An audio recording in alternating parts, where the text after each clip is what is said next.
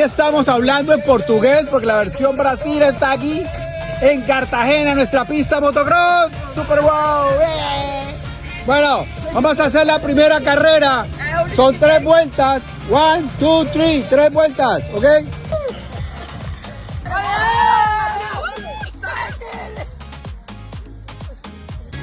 Hola, ¿cómo estamos? Hoy es fiesta en wow. Picnic al parque, super wow. Cami, les presento a Camila, super linda, hermosa. Ahora se pone la pinta re wow y tiene unos deliciosos mangos. Ajá, Dani, ¿cómo vas? Miren esa preciosura que viene ahí. Se llama Dani. Dani, ven para acá.